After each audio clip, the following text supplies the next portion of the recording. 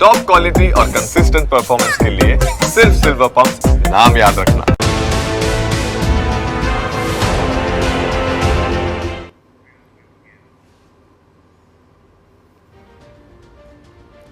નમસ્કાર, ટીવી9 સમાચાર સાથે હું છું જિજ્ઞાસા। સમાચારમાં સૌથી પહેલા વાત કરવી છે આજે એરલાઇન્સની જે ફ્લાઇટ દુર્ઘટના થઈ તેને 1 મહિનો થઈ ગયો હતો અને તેનો રિપોર્ટ સામે આવ્યો છે। તેવામાં હવે એરલાઇન પાયલોટ એસોસિએશનનું મોટું નિવેદન સામે આવ્યું। રિપોર્ટનો ટોન અને દિશા પાયલોટની ભૂલ તરફ વધુ પૂર્વાગ્રહયુક્ત તેવું કહેવામાં આવ્યું। અમે રિપોર્ટથી ઊભી થયેલી ધારણાઓને નકારીએ છીએ। હકીકત આધારિત અને યોગ્ય તપાસની અમારી માંગ છે। કોઈ જવાબદાર અધિકારીની સહી વગર જ રિપોર્ટ રિલીઝ કરાયાનો પણ તેઓ આક્ષેપ લગાવી રહ્યા છે। તપાસ રિપોર્ટમાં પારદર્શિતાનો અભાવ છે। તપાસ ટીમમાં વિશેષ પાયલોટને પણ સામેલ નથી કરવામાં આવ્યા। તમામ આરોપો પાયલોટ એસોસિએશન તરફથી લગાવવામાં આવ્યા છે। ત્યારે આજે 1 મહિના બાદ રિપોર્ટ સામે આવ્યો છે। એર ઇન્ડિયાની ફ્લાઇટ AI-171 ક્રેશ થવાની આ ઘટના કે જેમાં હવે 15 પાનાનો રિપોર્ટ સામે આવી ગયો છે। AIBના પ્રાથમિક રિપોર્ટમાં ખૂબ જ ચોંકાવનારા ખુલાસા થયા છે, જેમાં ટેકઓફની થોડી જ સેકન્ડમાં વિમાનના બંને એન્જિન બંધ થઈ ગયા હોવાની જાણકારી મળી છે। એન્જિનોને ઈંધણનો પુરવઠો મળતો બંધ થઈ ગયો હતો। એન્જિન બંધ થતાં વિમાનની સ્પીડ ઘટી અને વિમાન ક્રેશ થઈ ગયું। કંઈક આવી માહિતી રિપોર્ટમાંથી સામે આવી રહી છે। બંને પાયલટ વચ્ચેની અંતિમ વાતચીતનો ઓડિયો પણ સામે આવ્યો હતો। ત્યારે હવે આ સમગ્ર રિપોર્ટ પર પાયલટ એસોસિએશન સામે આવ્યું છે।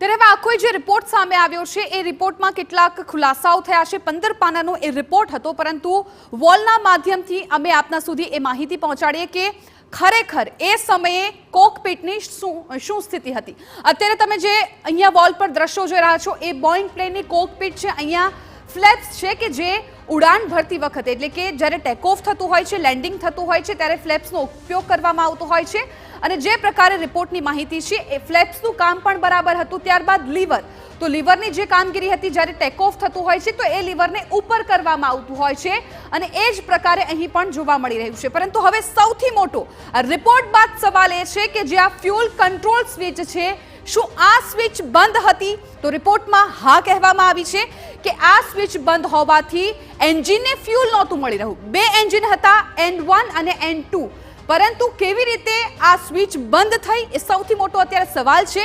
શું અચાનક બંધ થઈ ગઈ હતી? કેમ કે જે પ્રકારે ઓડિયો વાયરલ થયો હતો, જે ઓડિયો સામે આવ્યો છે એ ઓડિયોમાં એક પાયલટ અન્ય પાયલટને એવું પૂછે છે કે શું તમે આ સ્વિચ બંધ કરી છે? તો પાયલટ ના કહે છે।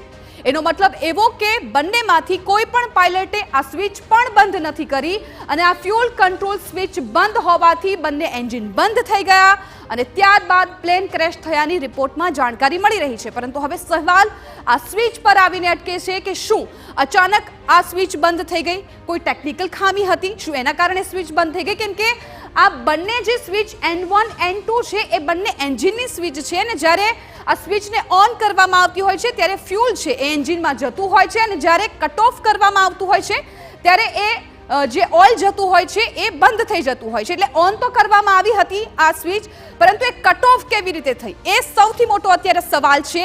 અને જે રિપોર્ટ સામે આવ્યો છે રિપોર્ટમાં પણ એવું કહેવામાં આવ્યું છે કે એન્જિન બંધ થઈ ગયા હતા, ફ્યુઅલ કંટ્રોલ સ્વિચ છે એ બંધ હતી। ત્યારે હવે અહીં એ સવાલ ઊભો થાય છે કે આ સ્વિચ કેવી રીતે બંધ થઈ? શું એ સમયે કોઈ ટેકનિકલ ખામી સર્જાઈ ગઈ હતી? શું અચાનક ઝટકો લાગ્યો અને આ સ્વિચ બંધ થઈ ગઈ? કેમ કે એક પાયલટ છે બીજા પાયલટને પૂછે છે કે શું તમે આ સ્વિચ બંધ કરી છે? તો ના પાડવામાં આવે છે। એનો સીધો મતલબ એ થઈ રહ્યો છે કે શું ખરેખર ત્યાં અચાનક શું એવું બન્યું કે આ સ્વિચ બંધ થઈ અને ત્યારબાદ બંને એન્જિન બંધ થયા અને આ પ્લેન